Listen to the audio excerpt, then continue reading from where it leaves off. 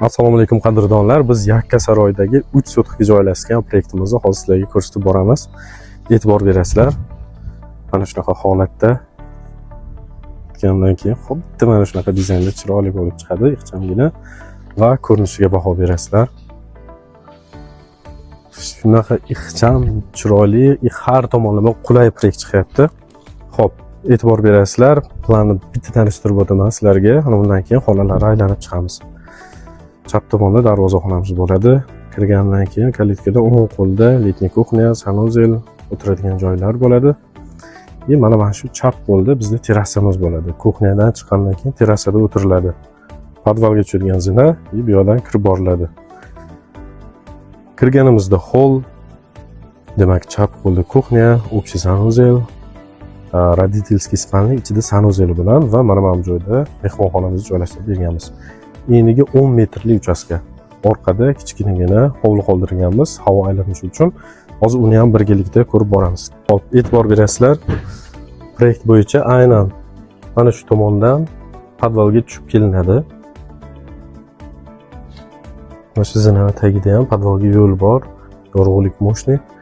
Kirganimizdan keyin holga e'tibor berasizlar. Biz kichkina o'lcham bo'lsa ham har doim maksimal o'sha keng xonalarni berishga harakat qilamiz. Bitta holga baho berasizlar, kattaligiga. Har doimgidek o'sha vichkalar bilan berib ketganmiz. Xonamizni balandligi poldan patologgacha 340 berganmiz.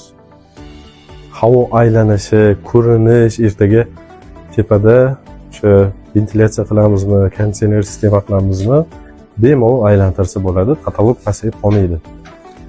Eshiklarga baho berasizlar 240. 260 beramiz odatda balandligidan. Kuxnya. Kuxnyaga ham har doim alohida havo uchun ikkita vichka, bitta gaz plita uchun vichka berib ketiladi. Proyekt chizayotganda albatta mebelirovkasi bilan chizish kerak. Mana. Ko'rsatamiz. Yaxshi ko'rinyaptimi? Mana shu joyda gaz plita bo'ladi va mana shu joyga biz vichka tashlab ketganmiz. Asbestos bilan.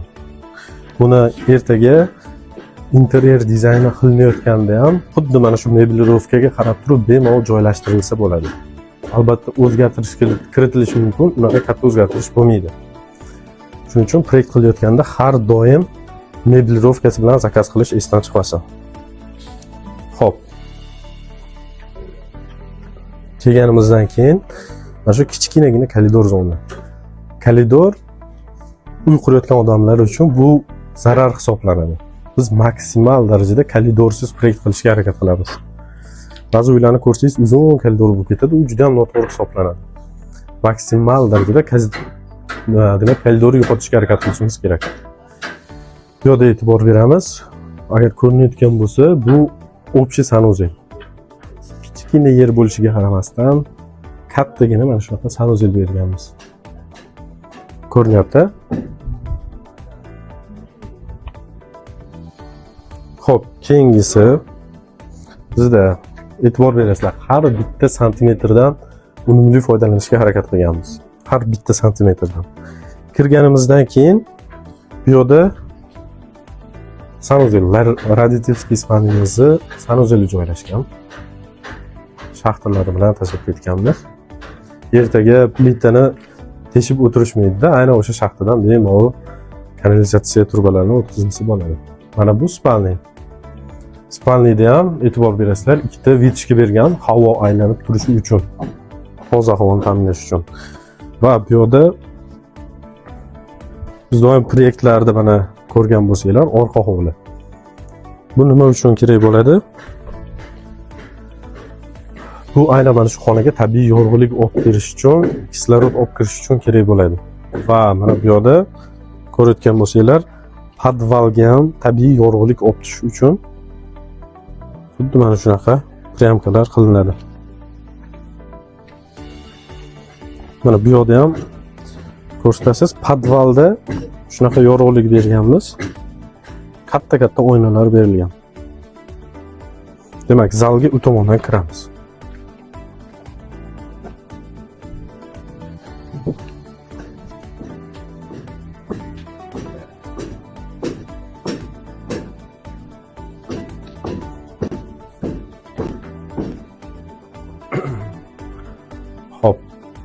Bu zal e'tibor berayotgan bo'lsanglar, to'rtburchak shaklda berganmiz.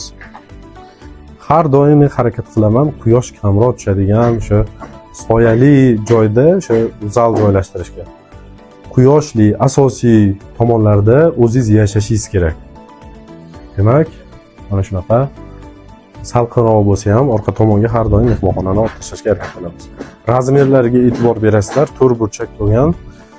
Bunaqa yer uchun juda ham katta zal. Tepada regil o'tgan. Mana. Xonani ustiga regil tushib qolishidan ko'pchilik qochadi. Bu narsani joyida to'g'ri dizayn yechim berilsa, interyerda juda ham chiroyli narsa chiqarsa bo'ladi. Xudo xolasa, interyerini ham o'zimiz qilib beramiz, chiroyli qilib yechim beramiz. Zonalashtirib, mягкий zona, stul qo'yadigan zona qilib ajratilsa juda ham chiroyli chiqadi. Balandliklariga e'tibor berasizlar. Uch yoqqa bahavo juda ham chiroyli chiqadi, xudo xolasa.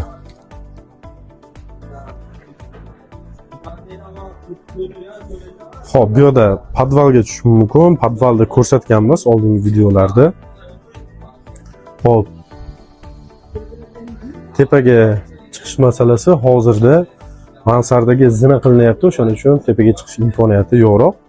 Nasib bo'lsa, keyingi videolarimizda, keyingi safar kelganimizda tepa tomonlari bilan har bitta xonani ko'rsatib boramiz. Loyiha bo'yicha kimda qandaydir savollar bo'ladigan bo'lsa, bemalol aloqaga chiqishingiz mumkin. E'tiborchi rahmat.